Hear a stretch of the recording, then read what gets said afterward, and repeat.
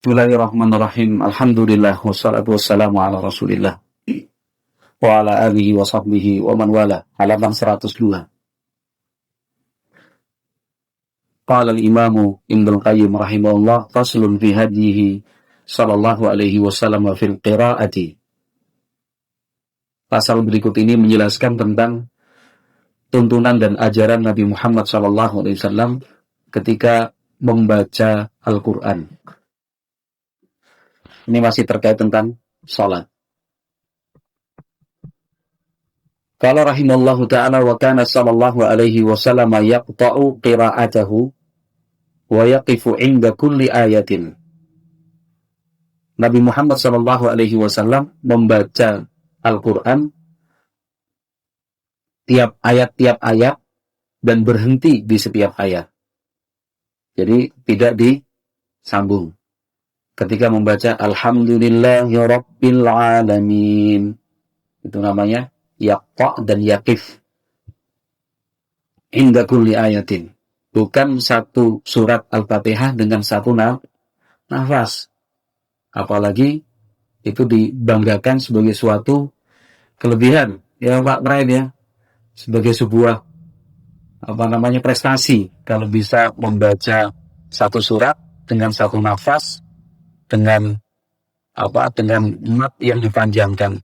Alhamdulillahi Rabbil Alamin Ar-Rahmanir Rahim. Wah, udah. Itu tiap ayat ya satu kali baca, satu kali nafas. Kalau wadakara Zuhriyu anna qira'ata Rasulillah sallallahu alaihi wasallam kanat ayatan. Al-Imam Az-Zuhri menyebutkan bahwa bacaan Al-Quran Rasulullah SAW itu tiap ayat. Wa hadha huwal afdal. Inilah yang paling afdal. Al-wuqufu ala ru'usil ayati wa in ta'allaqat bima ba'daha. Yaitu waqaf pada ujung tiap-tiap ayat. Meskipun ta'allaqat bima ba'daha, masih ada hubungan dan kelanjutannya dengan ayat setelahnya. Ya, meskipun ayat ini dengan ayat selanjutnya itu masih berhubungan, tetap saja waqafnya di akhir tiap ayat.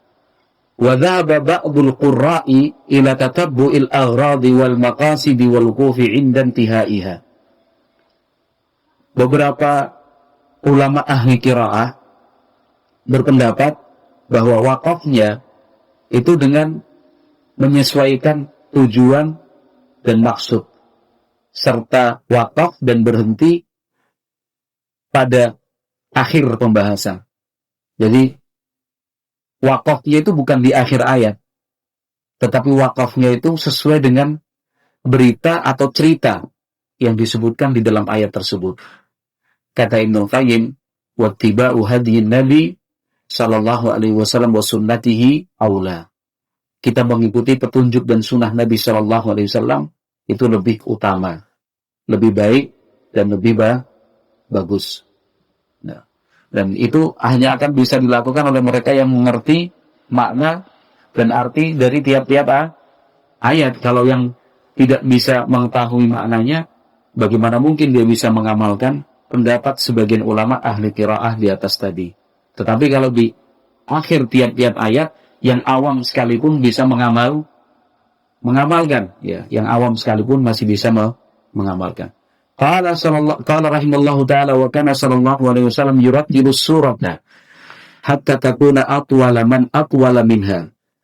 Nabi Muhammad alaihi salatu wasallam membaca surat Al-Qur'an itu dengan tartil, sehingga bacaan beliau tetap hitungannya lebih lama dibandingkan orang yang membacanya lebih panjang.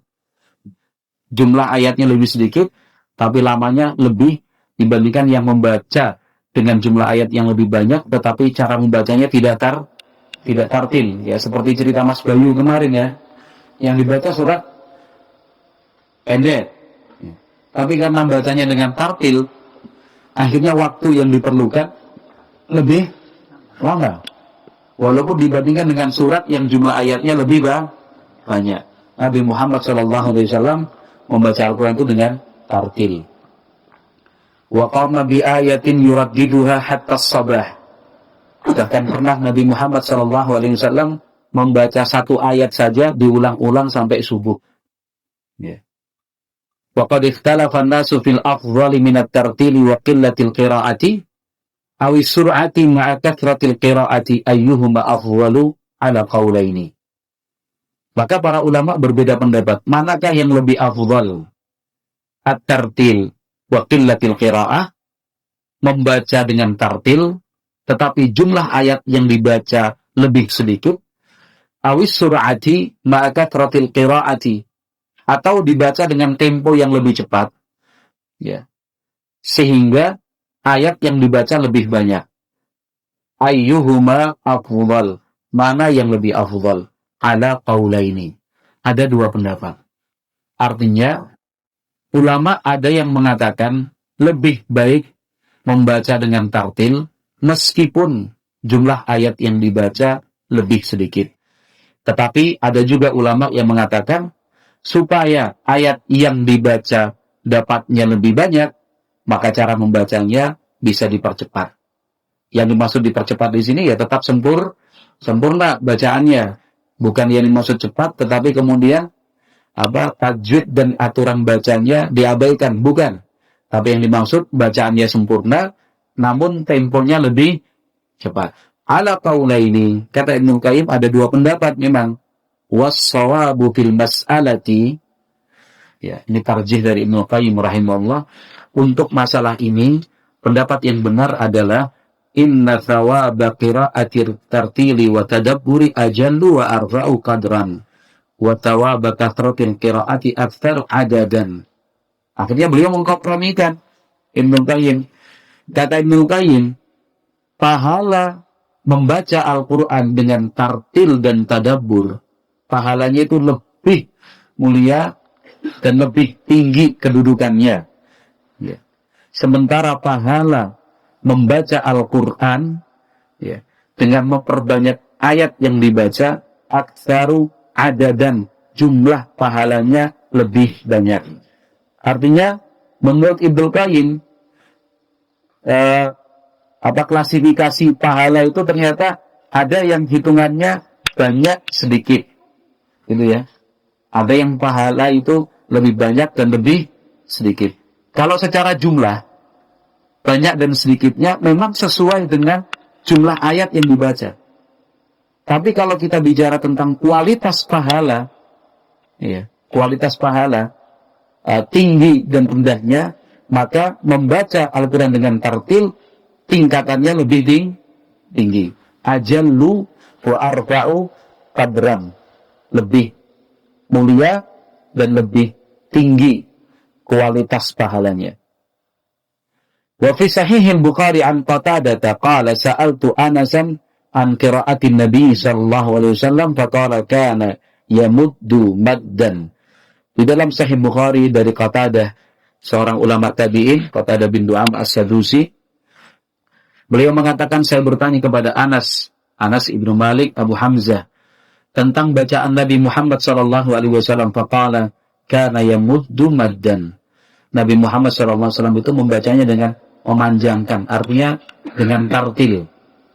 Wa kana Rasulullah sallallahu alaihi wasallam yusirru bil qira'ati fi salatil laili taratan wa yajharu biha taratan wa yutilu al-qiyama taratan wa yukhaffifuhu taratan. Nabi Muhammad sallallahu alaihi wasallam kadang-kadang membaca Al-Quran dengan cara sir, dilirihkan, kadang-kadang beliau menjaharkan, membacanya dengan keras dan nyaring. Wa yutilu al-qiyama taratan, kadang-kadang beliau salat malamnya panjang, wa yukhaffifuhu taratan, kadang-kadang beliau salat malamnya cepat dan ringan. Wallahu a'lam bis-shawab. Baik, monggo silakan mau dipilih yang mana. Yang sedang ingin bacanya cepat, silakan ingin bacanya cepat. Yang sedang ingin membaca dengan tartil, silakan dengan tartil. Yang paling terpenting dua pendapat ini sepakat bahwa Al-Quran dibaca ya tanpa merubah makna, ya, yang panjang pendeknya, kemudian matnya, ya, dan lain-lainnya. Wallahu a'lam bishawab. Yang lebih penting dari itu adalah membaca Al-Qur'annya, ya, membaca Al-Qur'annya. Qala rahimallahu ta'ala fi hadyihi sallallahu alaihi wasallam fi salatihi tatawwu'a 'ala rahilati. Berikut ini penjelasan tentang salat sunnah yang dikerjakan di atas kendaraan.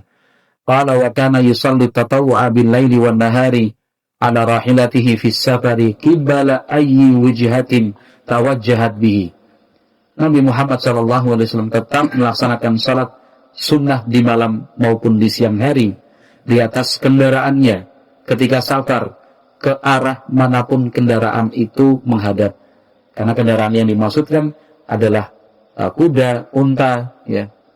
Jadi kemanapun arahnya beliau tetap melaksanakan salat sunnah. Qala fayarka'u wa yasjudu 'alaiha ima'an. Di atas kendaraan itu Nabi Muhammad rukuk dan sujud dengan isyarat, dengan gerakan badan. Wa yaj'alu sujudahu akhfadha min ruku'ihi. Posisi sujud lebih rendah dibandingkan posisi ketika rukuk. Jadi bayangannya kalau kita naik kuda atau naik unta, ya, kemudian pengen sholat sunnah, Allahu Akbar, ya kan? Posisi rukuk, Allahu Akbar. Nanti posisi sujud, Allahu Akbar, lebih rendah. Jadi posisi kepala atau badan lebih rendah saat sujud dibandingkan ketika rukuk. Waqad rawa Ahmad wa Abu Dawud an Anas ibn Malik. Al-Imam Ahmad dan Al-Imam Abu Dawud dari sahabat Anas bin Malik menceritakan, kana Rasulullah sallallahu alaihi wasallam idza arada an yusalli ala rahilatihi tatawu'an istaqbala al-qiblata. Nabi Muhammad sallallahu alaihi wasallam apabila ingin melaksanakan salat di atas kendaraan, salat sunnah maksudnya, istaqbala al-qiblata. Yang beliau lakukan adalah menghadap kiblat terlebih dahulu. Fakabbara lis-salati. Jadi kalau sedang perjalanan ke arah timur, ya, ingin salat sunnah, misalkan salat witir, ya, atau salat sunnah 2 rakaat sebelum subuh, ingin mengerjakannya di atas kendaraan itu dihadapkan terlebih dahulu ke barat. Kalau kita, ya, ini perjalanan ke timur, dihadapkan dulu ke barat, ke arah kiblat. Fakabbara lis-salati. Kemudian beliau takbiratul ihram untuk salat. Tsumma khalla an rahilatihi. Setelah takbiratul ihram, beliau melepaskan kendaraan itu, artinya tali kekangnya dan yang lain. Tsumma shalla haitsu tawajjahat bihi. Kemudian setelah itu beliau salat kemanapun arah yang dipilih oleh kendaraan tersebut. Naik onta, perjalanan misalkan ke utara, ya, mau salat sunnah, onta itu diarahkan ke kiblat terlebih dahulu ke arah barat. Takbiratul ihram, Allahu Akbar. Kemudian setelah itu dilepas, artinya tidak dikendalikan onta tersebut. Jadi dia mau menghadap ke utara, menghadap ke selatan, ya kan? Kemudian menyerong, itu tidak masalah karena beliau shalla haitsu tawajjahat bihi. Beliau melaksanakan salat dengan mengikuti arah kendaraan kemanapun perginya. Wallahu a'lam bishawab. Artinya ini menunjukkan bahwa Nabi Muhammad SAW sangat menjaga dan memperhatikan salat-salat sunnah, bahkan sampai pun sakit dikerjakan, meskipun di atas kendaraan tetap dilakukan, sallallahu alaihi wasallam. Qala rahimallahu ta'ala faslun fi hadyihi sallallahu alaihi wasallam fi salatil duha. Berikut ini penjelasan tentang petunjuk Nabi Muhammad SAW dalam melaksanakan salat duha. Qala rahimallahu rawal Bukhari fi sahihihi an Aisyah radhiyallahu anha qalat ma ra'aitu Rasulullah sallallahu alaihi wasallam yusalli subhatal duha wa inni la usabbihuha. Di dalam riwayat Bukhari, Aisyah radhiyallahu anha mengatakan, saya tidak pernah melihat Rasulullah sallallahu alaihi wasallam salat sunnah duha, dan sungguh saya sendiri melakukannya. Wa rawa aidan min hadiits Muwarriq al-Ijli. Al-Imam Al-Bukhari juga meriwayatkan dari hadis Muwarriq al-Ijli, seorang tabi'in. Beliau bertanya, qultu li Ibnu Umar atusalli duha?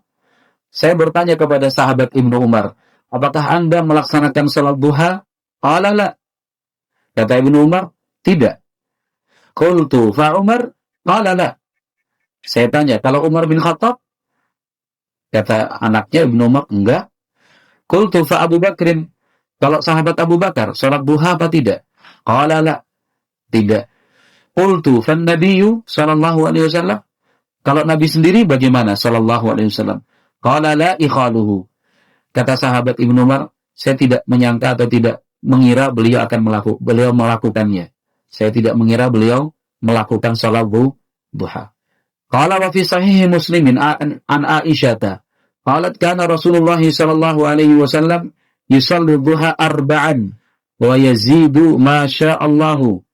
Sementara di dalam sahih Muslim dari Aisyah radhiyallahu anha, beliau mengatakan dulu Rasulullah sallallahu alaihi wasallam salat duha itu 4 rakaat. Dan beliau menambah masya Allah. Artinya banyak rakaat yang beliau tambahkan.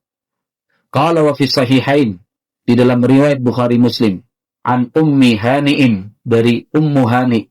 Ummu Hani adalah sepupu Rasulullah sallallahu alaihi wasallam, putri dari Abu Talib, pamannya.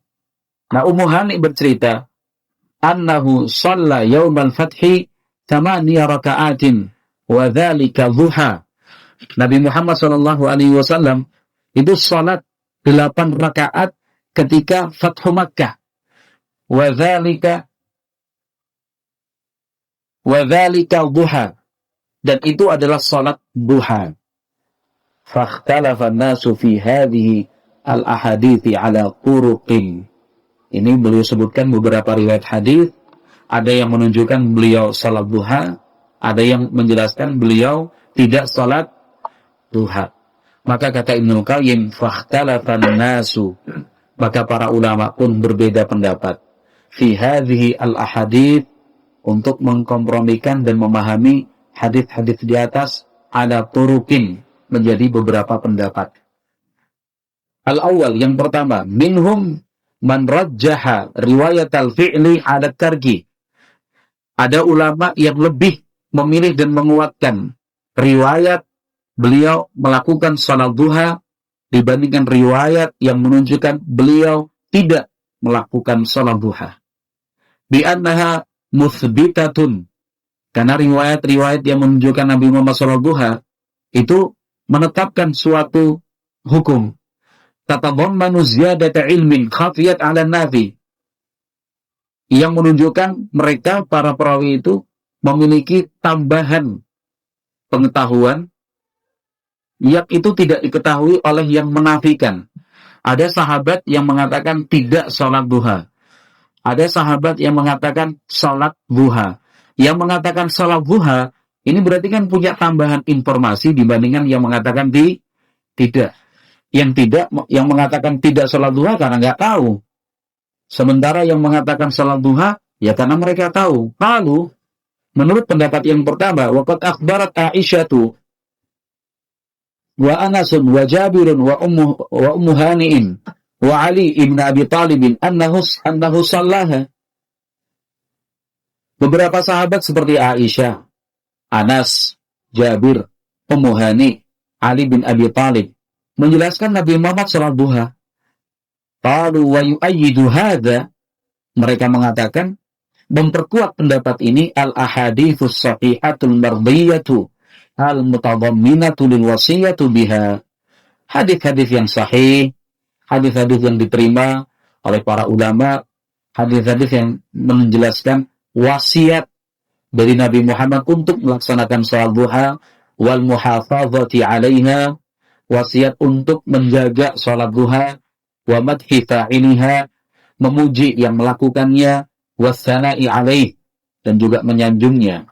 Fa fi sahihain, di dalam Sahih Bukhari dan Muslim, an Abi Hurairah radhiyallahu anhu, dari sahabat Abu Hurairah, beliau mengatakan, awsani khalili Muhammadin sallallahu alaihi wasallam, kekasihku yaitu Nabi Muhammad sallallahu alaihi wasallam meninggalkan wasiat untukku, bisyami thalathati ayamin min kulli syahrin, puasa 3 hari tiap bulan. Sebagian mengatakan itu disebut dengan salat ayyamul bid. Wa rak'atai ad-duha, 2 rakaat salat duha. Wa an utira qabla an anama, dan untuk melakukan witir sebelum tidur. Ini pendapat Pendapat pertama mengatakan bahwa Nabi Muhammad SAW melaksanakan salat duha dan itu sunnah. Qala rahimallahu ta'ala wa ta'ifatun thaniyatun. Pendapat kedua, zahabat ila ahaditsit tarki, adalah para ulama yang berpendapat bahwa salat duha itu tidak dilakukan. Warajjahatha min jihati sihhati isnadiha wa amali sahabati bimujabiha. Alasan mereka apa? Alasannya dari status sanad, ya, secara kesahihan. Yang kedua, praktek para sahabat dengan konsekuensinya. Farawal Bukhari an Ibni Umar, Al-Imam Al-Bukhari meriwayatkan dari sahabat Ibnu Umar, annahu lam yakun yusalliha. Ibnu Umar enggak pernah salat duha. Wala Abu Bakrin wala Umar. Abu Bakar juga tidak salat duha, Umar juga tidak salat duha. Qultu fan nabiyyu, ditanyakan kalau Nabi bagaimana? Qala la ikhaluhu. Ibnu Umar mengatakan, saya menyangka beliau juga enggak melakukannya. Ini pendapat yang kedua. Pendapat yang ketiga, wa dhahaba ta'ifatun tsalithatun. Pendapat yang ketiga punya pendapat ila istihbabi fi'liha ghibban. Yang disunahkan itu salat duha secara ghibban. Ghibban itu kadang dilakukan, kadang tidak. Kalau pendapat yang pertama dilakukan secara terus-menerus. Kalau pendapat yang kedua malah tidak sama sekali. Kalau pendapat yang ketiga ghibban. Ghibban itu apa? Kadang-kadang dikerjakan, kadang-kadang tidak. Fatusalli fi ba'dil ayyami duna ba'din. Sehingga salat duha itu dikerjakan di beberapa hari yang lain tidak. Artinya, ya enggak mesti tiap hari lah. Tapi juga enggak terus-menerus ditinggalkan. Wa hadha ihdar riwayataini an Ahmad. Dan ini adalah salah satu riwayat dari Imam Ahmad. Wa hakahu Tabari an jama'atin. Al-Imam At-Tabari rahimahullahu ta'ala, ya, menyebutkan hal itu dari sejumlah para ulama. Qala wahtajju bima rawal Jariri an Abdullah ibn Syaqiqin. Qala qultu li Aisyah. Mereka berhujjah atau berargumen dengan riwayat dari Abdullah ibn Syaqiq. Beliau mengatakan, qultu li Aisyah. Saya bertanya kepada Aisyah, akana Rasulullah sallallahu alaihi wasallam yusalli duha? Apakah Rasulullah sallallahu alaihi wasallam salat duha? Qalat la. Kata Aisyah, tidak. Illa an yaji'a min maghibihi. Kecuali kalau beliau datang dari safar. Ini kemarin sudah sempat kita bahas ya. Ada salat yang dikerjakan ya karena baru pulang dari pepergian ya jauh. Beliau tidak langsung ke rumah, tapi ke masjid terlebih dahulu ya untuk salat sunnah 2 rakaat, baru kemudian beliau masuk rumah. Dan seringnya Nabi Muhammad SAW itu tiba di Madinah di waktu pagi sampai menjelang zuhur. Qala thumma qala kadza dzakara man kana yaf'alu dzalika minas salafi. Beliau juga mengatakan seperti itu juga yang dilakukan oleh para ulama salaf. Qala rahimallahu ta'ala wa dhahaba ta'ifatun rabi'atun. Ada kelompok keempat yang berpendapat ila annaha innama tuf'alu bisababin minal asbabi wa anna nabiyya sallallahu alaihi wasallam innama fa'alaha lisababin. Mereka merinci kalau ada sebabnya salat duha, kalau tidak ada sebabnya tidak salat duha. Ya, di antara sebab salat duha waktu bertepatan dengan kedatangan saat safar.